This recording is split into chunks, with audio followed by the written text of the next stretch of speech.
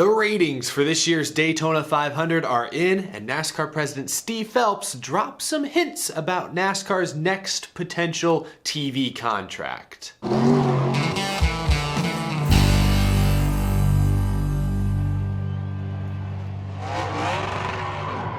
How's it going, y'all? My name is Eric. Welcome to Out of the Groove. I hope you've had a fantastic week. We're talking all things television today. That's right, the wonderful world of moving pictures. Before we talk about numbers, Daytona 500 TV numbers specifically, and before we talk about Steve Phelps' recent comments, we have to thank today's sponsor, Moby. That's right, Moby sent me this nice hat. I thought winter was over here in Texas. It's like 40 degrees outside. This is coming handy going to the grocery. But I'm not here to tell you about this hat. I'm here to talk about Moby's latest line of products, including their all-new beard trimmer. Thanks to Moby's beard trimmer, I've been able to keep my beard clean and tidy. Its high-quality stainless steel blades and built-in face scrubber can do the same for you. Moby's beard trimmer features an adjustable 5-step guide for precise hair length. It features ultra-hygienic silicone bristles that deliver powerful sonic vibrations. It comes with a charging stand and it's fully waterproof. You can check them out by clicking the link down below. They're also available at Walmarts nationwide. You can also click that link below to see where they're in stock near you. Be sure to check out Moby and their all-new beard trimmer. Thank you to Moby for sponsoring this episode and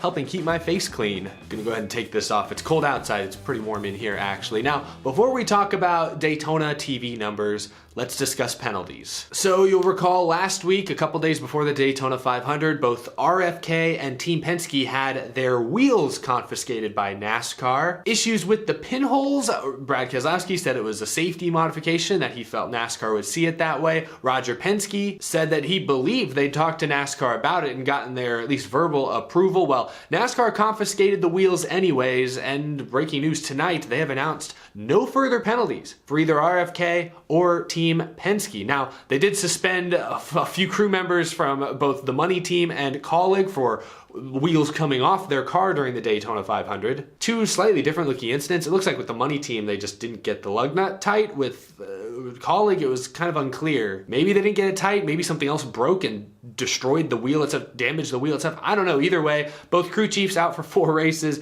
Jackmans are out for 4 races, and the front tire changer for Colleague is out. The rear tire changer for the Money Team is out. Anyway, focusing on the bigger story, the RFK and the Penske non-penalties. That's a bit surprising. NASCAR did release this statement today. NASCAR met with next-gen suppliers and several race teams this week to discuss wheel specifications. Following that discussion, NASCAR made small adjustments to increase the upper tolerance on pin and pilot bores for Fontana.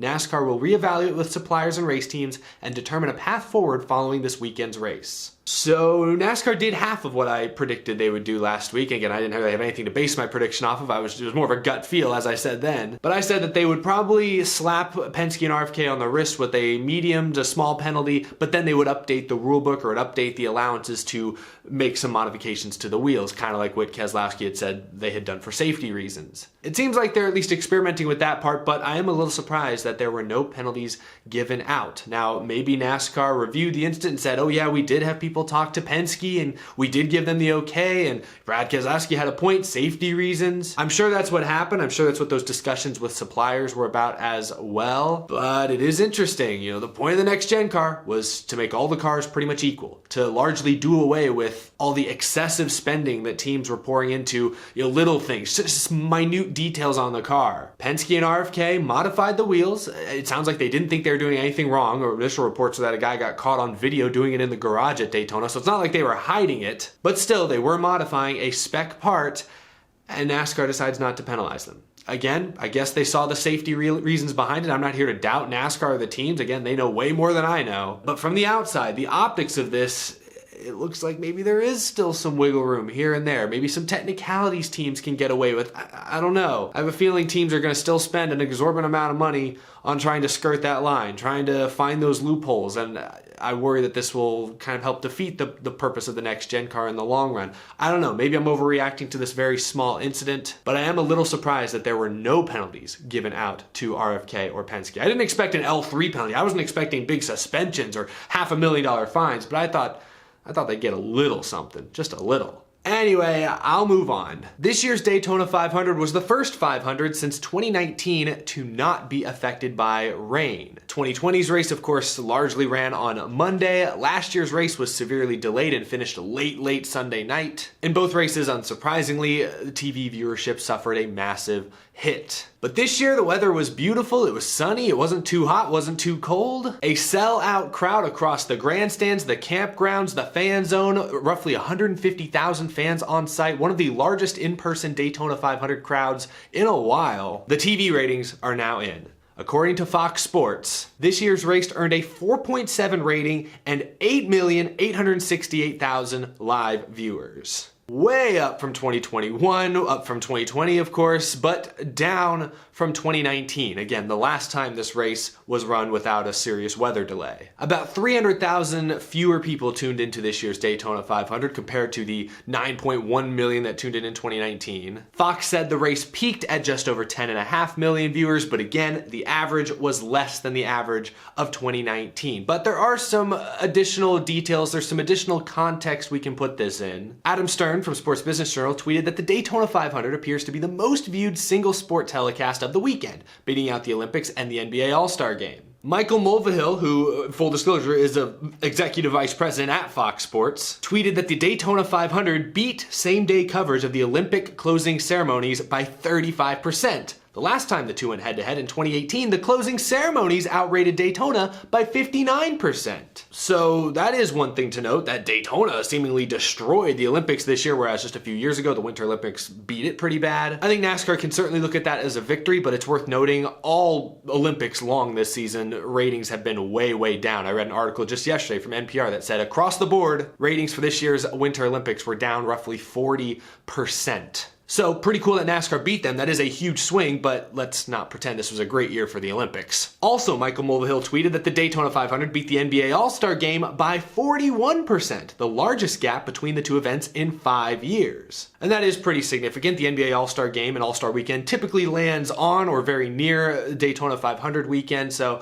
that is pretty impressive. So those are some good numbers when you put them into that context. One final note, and I'll go back to that Adam Stern tweet, he says that NASCAR notes that in 2019, the race did not go up against the Olympics, and that the 2022 share was up 24% from 2019. That's a promising detail. Forgive me if I'm a little off on this, but I believe the share refers to the percentage of TVs that are currently being watched at a given time that are tuned to your specific product. So of all the televisions in America that were turned on February 20th, Sunday afternoon, a higher percentage of them were tuned into the Daytona 500 than in 2019. Even though the actual total number of TVs watching Daytona this year was a little bit down, the percentage of TVs that were being used, a higher percentage were flipped to the Daytona 500. I hope I'm explaining that correctly, but still that's encouraging, or at least that could speak to something I've been talking about on this show in recent weeks. To recap, nearly 8.9 million viewers on average tuned into this year's Daytona 500. That's not a bad number, but that's a little disappointing. I think most people were hoping for a slightly higher number than 2019, especially considering all the momentum NASCAR seemed to have behind it after the Clash got the best viewership it's had in years. But that audience share number is important. We also saw more people attend this year's Daytona 500 than we've seen in recent years, so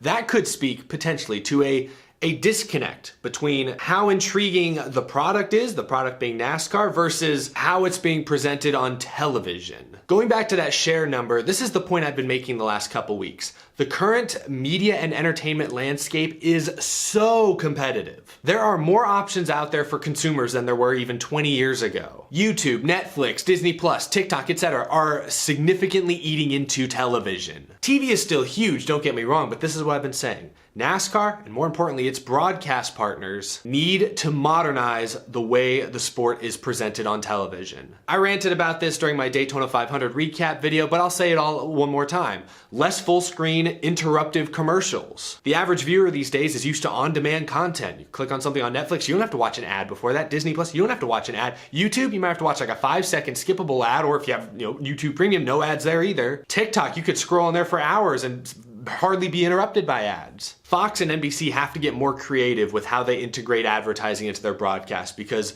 regular, interruptive, full-screen commercials, especially over green flag racing, that's just not going to fly in the modern era. Two, and I've said this for a couple of years now, but especially Fox, NBC to an extent as well, they need to take the product more seriously. I think we can look at Formula One's rise to prominence here in the United States. It's not at NASCAR's level yet, but it is growing at a much faster rate than NASCAR, and I think you can take something away from the way their sport is presented. Their broadcasts, one, they're shorter and commercial free in the United States, but they're also much more intense, more serious. The broadcasters aren't goofing off and having, put it out segments like last year, or having Clint Boyer and Tony Stewart make fat jokes in the booth like during green flag racing. Like, they're not doing that in Formula One, at least not regularly. And I think in general, that's one of the reasons audiences are gravitating towards it as opposed to maybe NASCAR. Three, and we'll talk about this a little bit more in a second when we talk about Steve Phelps' recent comments, but streaming, I don't think it's big enough at this point to become the focus. I don't think we're going to see any NASCAR Cup Series races exclusively on streaming anytime soon, maybe ever. But NASCAR should be exploring streaming or some sort of streaming service as maybe a supplementary option, or complementary maybe is a better way to put it. Something like NASCAR RaceView. Good Lord, can we please bring NASCAR RaceView back? It pains me that all the technology exists and yet it's no longer available to average fans, to consumers. That service was ahead of its time, in my opinion. When it worked, at least. I think NASCAR could hopefully build a more reliable version of it. But beyond RaceView, even just streaming, I've talked about this before, if it could ever be worked into NASCAR and the network's business model where fans, if they want to, can pay $15-20 a month for a commercial-free viewing option, I think a lot of fans, including myself, would take advantage of it. So I just rattled off a few quick, easy, brainstorming ways that Fox and NBC or future TV partners could modernize the NASCAR broadcast. And I think that would help the ratings in the long run, because I think many fans, if they weren't able to get a ticket and go see the race in person at Daytona, I'm not sure fans were able to stick around and suffer through that Fox broadcast for very long. All the commercials probably turned people away. I'm sure some people were flipping around like, oh yeah, Daytona 500's on today. Let's see, where's Fox? Fox, oh, well, they're saving at the pump, but this isn't the race, and they clicked away. I guarantee that happened in some cases. Like, modern TV audiences are kind of fickle like that. They just click through, and if you're on a commercial, you might have just missed out on some eyeballs. So that's my reaction to these ratings. Now I want to talk about a recent interview that NASCAR President Steve Phelps did with Sports Business Journal, specifically the Merchant and Urand Sports Media podcast. I'll link the full YouTube video in the description below, but in this interview, Steve Phelps talks about NASCAR's next TV deal. This current contract, this multi-billion-dollar contract with both Fox and NBC, expires at the end of 2024, still nearly 3 years away. But negotiations for NASCAR's next massive TV deal potentially will begin soon. And actually, Steve Phelps in this interview suggests that he thinks those talks will pick up in 2023. He says a few other things that I took note of that I wanted to share with you guys and react to with you guys here. For one, Phelps sort of hinted that he believes NASCAR's next contract will be another long-term deal. 8 to 10 years is sort of the range he's kind of looking at, he's expecting. The number one point he brought up a couple times in this interview that I want to focus on is that Phelps acknowledges that whoever broadcasts NASCAR races in 2025 and beyond, NASCAR's goal is to get the product in front of as many eyeballs as possible. Our sport's very important to make sure that we have significant eyeballs. The team model is very dependent on sponsorship.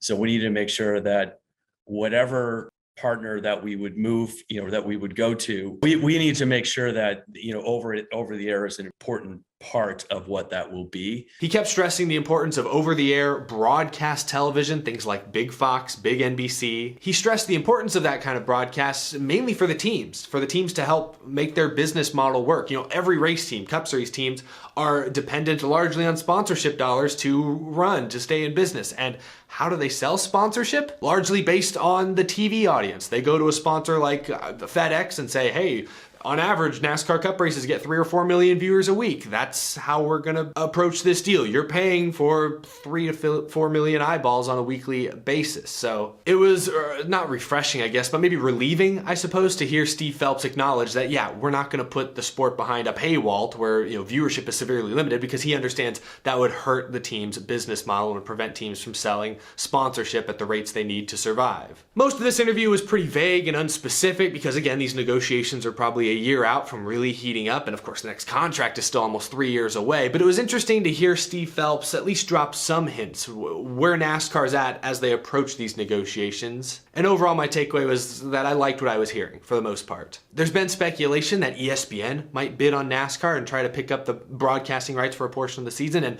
with that speculation there have been some concerns that Cup Series races could get pushed to ESPN Plus, which I think would kill viewership on a weekly basis. It sounds like NASCAR and Steve Phelps would push back against something like that. Now, the one drawback to more races on big channels like Fox and NBC are that we'll probably get more commercials. Network TV broadcasts are paid for by commercials. Like cable broadcasts, they're paid for by your cable subscription, at least somewhat. So typically in the case of NASCAR, you don't see as many commercial breaks, or certainly not as many full screen commercial breaks during FS1 and NBCSN races. But Fox and NBC, you get more commercials. So if we see more network TV races in the future, there's a good chance more commercials will come with them. But that's where the first half of this video comes into play. I hope and pray that Fox and NBC and whichever company picks up NASCAR rights in the future, I hope they modernize their broadcasts and get more creative with the way they weave ads throughout the show. So as the racing is still front and center stage, we're not being interrupted as frequently as we are now. That is my hope, at least. At least it sounds like NASCAR is going to push to keep NASCAR in front of as many people as possible, keep it as accessible as possible. Overall, I think that's a good thing. But again, we're still years away from the next contracts taking hold, so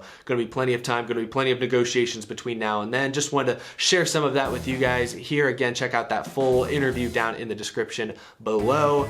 But that's going to do it. That's all I've got to share with y'all today. Thank you so much for watching. If you're new to the channel, hit that subscribe button so you don't miss any future episodes. Also, if you enjoyed this video, please leave a like. It helps the channel out immensely. And as always, a big thank you to my amazing Patreon supporters who go above and beyond to support the show. I really appreciate it. I'll see y'all again real soon. Take care, y'all. Thanks for watching.